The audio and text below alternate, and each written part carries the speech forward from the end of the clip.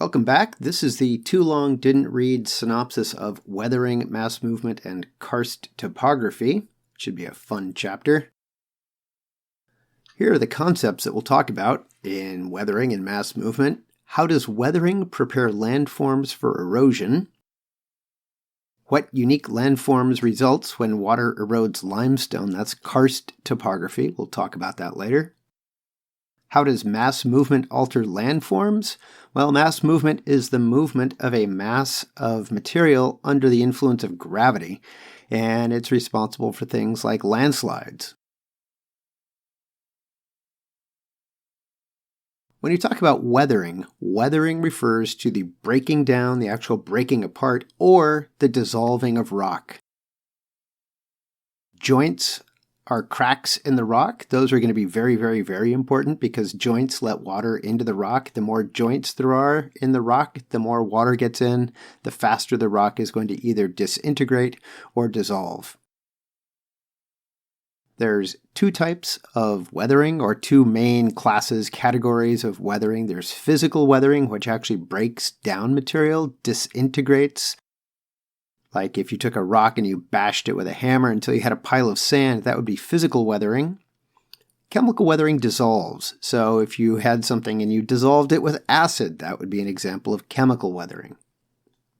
So it's really easy to tell the difference between physical and chemical weathering because all you have to do is ask yourself, well, as whatever we started with, whatever's left, did it get dissolved? If it did, it's chemical weathering, or did it just get broken up into smaller pieces? That's going to be physical weathering.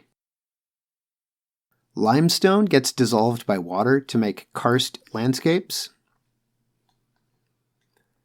And mass wasting or mass movement refers to gravity pulling a large body of material down slope.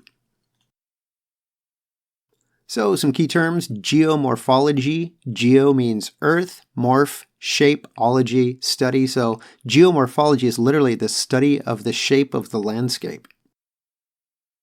Weathering breaks down rock. Physical weathering breaks. Chemical weathering dissolves.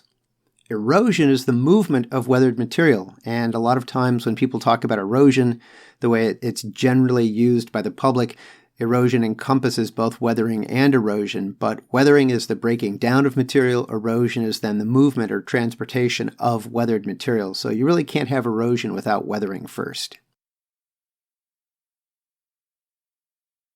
There is an incredibly important concept in physical geography, and that important concept is the dynamic equilibrium model.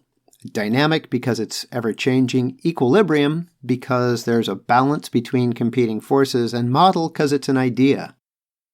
So the dynamic equilibrium model, you could phrase it that the landscape represents balance. In fact, this is why it's an incredibly powerful idea. It's probably a different way of looking at the landscape that you've ever looked at the landscape before. I think most people aren't really aware of the landscape, the surfaces around them. If people are aware of the landscape, usually it's an aesthetic appreciation, like I find it pretty or I don't find it pretty.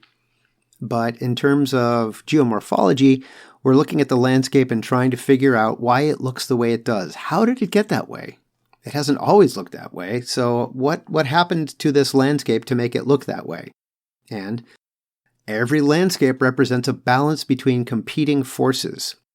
So there's endogenic forces like tectonics and volcanism, earthquakes, volcanoes, orogenesis, those big mountain building episodes when two plates come together. So those tend to build up landscape features. And then exogenic forces are weathering and erosion, the action of waves, of wind, of water, tearing everything down. So the landscape, all the landscapes represented balance. And by balance, I don't mean that they're equal. In fact, it totally means the opposite. It means that the forces aren't necessarily equal, but they exist in some sort of balance. One of them is more important than the other one, probably. And then that's going to determine what the landscape looks like. If the endogenic forces are more important, then you'll have a really rugged, steep mountainous landscape is what I would expect. And indeed, the continental collisions like the Himalayas or some of the oceanic continental collisions creating the Andes or the Sierras, those would be an example. Those are examples of places where the endogenic factors are more important. Australia, on the other hand, not a whole lot is going on tectonically there, so everything has been being worn away since the endogenic activity started. The exogenic factors of wind and rain are wearing everything away, making everything flat. So if the landscape is really flat, then you know that the exogenic forces are more important in shaping that landscape. Another way of thinking of it, balance between uplift, endogenic forces, and then weathering and erosion, exogenic forces. Slopes, hillsides are an example of the dynamic equilibrium model.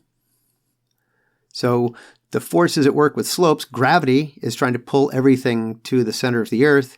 Inertia is the idea that an object at rest will stay at rest unless acted on by an outside force. So things are just going to stay there wherever they're at unless something changes and makes them move. Cohesion is the idea that particles, dirt particles, rock particles, will stick together. Dirt particles and sand especially if there's moisture. That's how you can make sand castles. Sand castles are created through the forces of cohesion. And then friction just slows things down once they start moving. So here we've got a diagram. We've got gravity pulling everything to the center of the earth, fighting against cohesion and friction and inertia. And if something changes, like it rains, which makes the hillside heavier, and it lubricates things and decreases the effects of friction, then you could have a landslide, and things are going to slide until the forces of friction, inertia, and cohesion and gravity are all balanced again.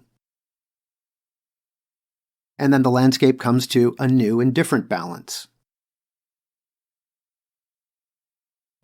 An example, or rather the result of this, is the idea of the angle of repose. The angle of repose is a term that refers to, it's an idea, how steep a slope of loose material can be. It's also a number, 35 degrees, shown for fine sand. 34, 35 degrees is a pretty good number for most materials. Large, blocky materials, you can get steeper, like 45 degrees here. Here we've got a sand dune, and its angle of repose right here is 25 degrees. But 35 degrees is a pretty good number for most loose materials. The most important factors involved in weathering. So these would be factors that would increase the amount of weathering. There's water. Water's the most important factor in physical and in chemical weathering. Both of those broad categories of weathering involve water. The other important factor is joints, which are cracks in the rock that let water get in. So really, it's all about water. Here's an example of some granite rocks, and you can see these cracks are joints.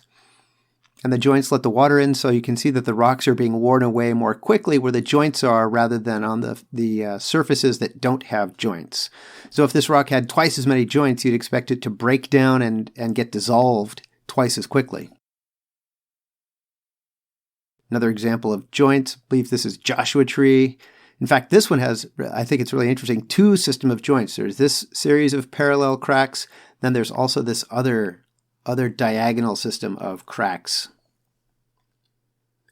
These are the Alabama Hills by Mount Whitney, another example of joints. This is figure 9.3. It's just kind of a throwaway figure, but it's a really good example of why the landscape looks the way it does. It's a typical alpine scene, someplace up in a mountainous region, perhaps Afghanistan. We've got a river that's cut down through this depositional environment down here. So up here, there's an erosional environment. You can see loose rock being pulled down by gravity. Freeze-thaw weathering, water will get into the cracks and expand and break apart the rock, and the rock will tumble down. And then water and gravity will act to bring the rock down, and as it does so, it's going to get broken up even more. And so you'd expect to find finer materials down here at the bottom than up here at the top. You wouldn't expect to find a lot of good soil because it's very steep, so gravity would keep pulling the material down before you could get good soil. Down here, though, you can see it's really flat, and you'd expect to find better soil there. So good soil down at the bottom in the flat bottomlands, and on the slopes of the mountain, you'd expect to see movement, landslides maybe, rockfall, freeze-thaw weathering. Physical weathering is when rock is broken, disintegrated without chemical alteration. There's three main types. Frost action, when water freezes, it expands 9% and breaks apart the rock. There's salt crystallization. When water evaporates in desert areas, it can leave behind minerals, salt crystals, and those salt crystals actually form, the crystals grow inside the rock and make it crumble. And pressure release jointing, which is very common in granite, because granite is an intrusive rock. So here we've got big flaky rocks. These rocks are being broken apart by the action of water. Water is trickling into these cracks and then freezes, and it expands and breaks the rock apart along the system of joints. Frost wedging. Salt crystallization. So this is sandstone, this is shale. Water trickles through the sandstone and it runs into the shale, and it can't flow through the shale. The shale would be an aquiclude. So the water trickles through the sandstone, moves along sideways, and then it evaporates off the bottom here. And as it evaporates off the bottom, it crumbles the rock away, making this niche that some of these cliff dwellings have been built in by Native Americans. Pressure release jointing occurs in areas that have granite. Granite is an intrusive rock. The granite of the Sierra is cooled about 6 kilometers underground. And when the material, when the granite was emplaced, when it bubbled and melted its way up and then came to rest and cooled, it was under enormous pressure from all this rock pressing down on it. Well, now this material has been removed by weathering and erosion. It's been transported to the Central Valley. In some parts of the Central Valley, there's 50,000 feet of sediment that's been transported there from the Sierra Nevada, from weathering away the Sierra Nevada. So now this rock is exposed. There's nothing pressing on the outside, so it expands, and when it expands, it cracks. It flakes in these big sheets. It's called expansion, pressure release jointing. This is an example of chemical weathering, where the rock is just being dissolved. You can see it's clearly not being broken or crumbled. It's just melting away because of water. Chemically dissolving minerals in rock, usually in the presence of water. That's what chemical weathering is.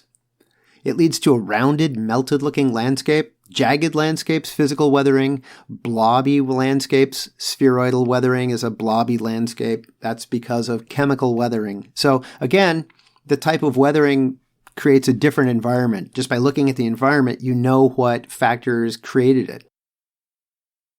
Hydration and hydrolysis is really a fancy term for water dissolving things. Oxidation is when oxygen combines with elements and makes them weaker. This is what happens when tools rust. The metal gets weaker because oxygen is combined with it. Carbonation is really just an example of hydrolysis and hydration, water dissolving material away. If the water contains, and all rainwater does contain carbon dioxide, if the water contains carbon dioxide, it makes it slightly acidic, which makes it able to dissolve more materials more quickly. So one of the examples of that is karst topography. All the purple places are karst regions, which is really interesting. Karst forms in areas that have limestone. Limestone is a sedimentary rock. Limestone as a sedimentary rock forms in oceans, in shallow oceans. So all the purple places on this map, all the purple places on the globe used to be shallow seas at one time, which is really interesting. Like here in the middle of the US, those used to be shallow oceans. And now they have lots of limestone. Limestone and water makes these really beautiful landscapes that we call karst landscapes. Sinkholes, caverns, caves, rivers that disappear by flowing through cracks and then trickling underground. All of those are very common features in karst landscapes. Mass movement refers to the movement of a mass of material by gravity. So thinking of it in terms of the dynamic equilibrium model, gravity is pulling everything down. And when gravity overcomes the forces of cohesion and inertia and friction, it is moved. Landslides, example of mass movement, that this whole landslide moved as a body. In fact, you can see it's pretty much intact up here. And it would be interesting to see a video of this, because that, I'm sure, came from right up here. So probably a result of the road being built, which made it over steep, made it steeper than the slope could handle, greater than the angle of repose for this material. So the only thing that could happen really was this landslide. Oh, I just noticed there's a little backhoe right there or something. Mass movement is classified by how fast and how wet. So at the fast and dry side, there's rockfall. Then we have slides, landslides, rotational slides, rotational slumps, slightly more water, not as fast. Flows, just like it sounds like, mud flow has more water. And then creep is slow and dry, the slow movement of material, soil, dirt, gradually being pulled downslope by gravity. And humans also affect the landscape. This is mountaintop removal, where they literally blow the tops off of these mountains to expose the coal, and then they shovel or use huge machines to fill up the valleys with the remains of the mountaintops. So the whole landscape is just obliterated. That's it for this too long didn't read version of Weathering and Mass Movement. I hope you enjoy it.